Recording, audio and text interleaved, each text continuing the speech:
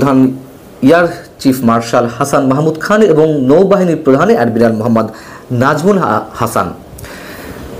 তিন বাহিনীর এই তিন প্রধান কর্তা ব্যক্তি হজে যাবেন এমন একটি খবর সামাজিক যোগাযোগ মাধ্যমে ছড়িয়ে পড়েছে। সামাজিক যোগাযোগ মাধ্যমে ছড়িয়ে পড়েছে কেন? হজে যাবেন তারা, এটা তো ভালো কথা, কিন্তু সেটি নিয়ে মানুষের মধ্যে এক ধরনের গুঞ্জন, ফিসফিসানি, রাজনৈতিক মহল থেকে শুরু করে সাধারণ মানুষের বিভিন্ন পর্যায়ে রহস্যের দানা জমাট বাঁধছে। কারণটি কি? একসাথে তারা তিনজন যেতেই পারেন, কিন্তু সময়টা তো অস্বাভাবিক। সেই অস্বাভাবিক সময়ের মধ্যে সশস্ত্র বাহিনীর তিন প্রধান কর্তা ব্যক্তি কেন হজে যাচ্ছেন 15 দিনের জন্য? এই প্রশ্নটি কিন্তু অনেকের মুখে মুখে। যদিও আন্তঃবাহিনীর জনসংযোগ পরিদপ্তর ISPR থেকে এখনও এই ধরনের কোনো তথ্য গণমাধ্যমে দেয়া হয়নি। আমি নিজেও আমার নিজের জায়গা থেকে ISPR বা বিভিন্ন জায়গায় খোঁজখবর নেওয়ার চেষ্টা করেছি। যেটুকু জানা গেছে বা আমি যেটুকু জানতে পেরেছি যে তাদের হজে যাওয়ার কথা, কিন্তু এখনও কোনো ধরনের কনফার্মেশন পাইনি। আমি যাদের সাথে আলোচনা করেছি তারা কোনো ধরনের নিশ্চয়তা পাননি। তারপরও মানুষের মধ্যে প্রচণ্ড রকম এক ধরনের বিষাদের ছায়া বলি বা দুশ্চিন্তাগ্রস্ত অবস্থা বলি, এটি লক্ষ্য করা যাচ্ছে।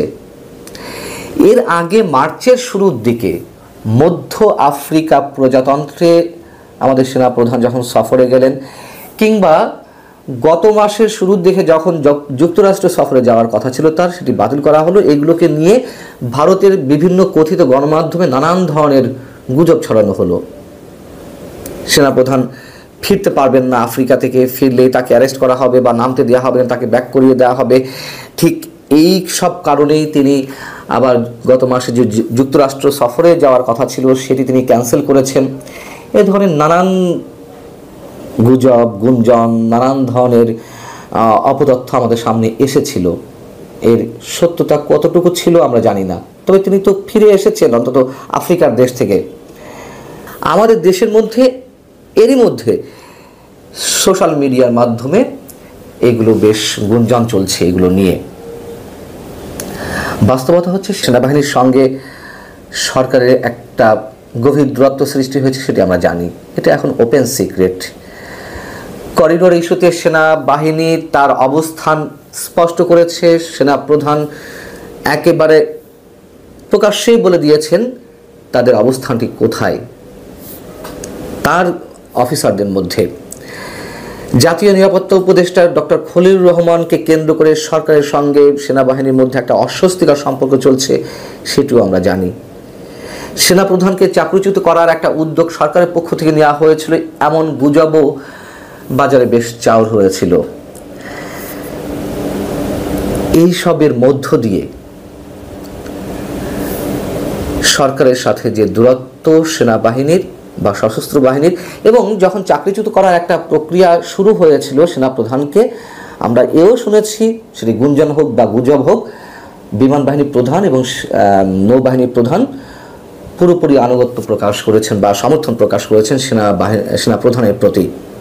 অর্থাৎ তারা সবাই ইউনাইটেড আছেন। কিন্তু সরকারের প্রতি রাজনৈতিক মহল থেকে শুরু করে সাধারণ মানুষ পর্যন্ত হাতে গোনা কিছু মানুষ, হাতে গোনা 2-4টি রাজনৈতিক দল বাদে, আর সবার আস্থা তলানিতে গিয়ে পৌঁছেছে ডক্টর ইউনূস সরকারের প্রতি। এ কথা তো সত্য। অনেকেই এখন স্পষ্ট করে বলছেন, প্রকাশ্যে বলছেন, এটি আমার কথা তো নয়, যে পশ্চিমাদের এজেন্ডা বাস্তবায়নের জন্য ডক্টর ইউনূস সরকার কাজ করে যাচ্ছেন। এবং ডক্টর মোহাম্মদ ইউনূসকে সরাসরি অনেকে ফ্যাসিস্ট বলা শুরু করেছেন। ডক্টর ইউনূস সরকারকে ফ্যাসিস্ট বা স্বৈরাচার আখ্যা দেওয়া শুরু হয়ে গেছে এখন প্রকাশ্যে। আমি 2-4টি উদাহরণ দিই। যেমন মির্জা আব্বাস গত শুক্রবারই তিনি একটি অনুষ্ঠানে বললেন যে সংস্কারের কথা বলতে বলতে এই সরকারও যে ফ্যাসিস্ট হয়ে যাবে তা আমরা আগেই ধারণা করে রেখেছিলাম। অধ্যাপক আনু মোহাম্মদ তিনিও শুক্রবার একটি অনুষ্ঠানে যে বক্তব্য দিয়েছেন তার অংশবিশেষ হচ্ছে এরকম, যে পরিস্থিতি সৃষ্টি হচ্ছে তার মধ্যে নতুন ফ্যাসিবাদের আগমন ধ্বনি শোনা যাচ্ছে। পুরো সমাজের মধ্যে আবার একটা নতুন ফ্যাসিবাদী শক্তির নড়াচড়া দেখা যাচ্ছে। এর বিরুদ্ধে প্রতিবাদ করতে হবে। করিডোর ইস্যুতে সরকার একটু পিছটান দিয়েছে, আগের মতন তেমন দৃশ্যমান কিছু দেখা যাচ্ছে না। তারপরেও বিএনপি স্থায়ী কমিটির সদস্য আমির খসরু মাহমুদ চৌধুরীও শুক্রবারই একটি অনুষ্ঠানে তিনি মন্তব্য করেছেন যে এখানে দৃশ্যমান কিছু দেখা যাচ্ছে না, কিন্তু কাতারের রাজধানী দোহাতে গিয়ে অনেকে গোপন বৈঠক করছেন। জাতীয় নিরাপত্তা উপদেষ্টা ডক্টর খলিলুর রহমানকে ইঙ্গিত করে তিনি বলেছেন যে কাতার থেকে অনেক কিছু এখন শোনা যাচ্ছে।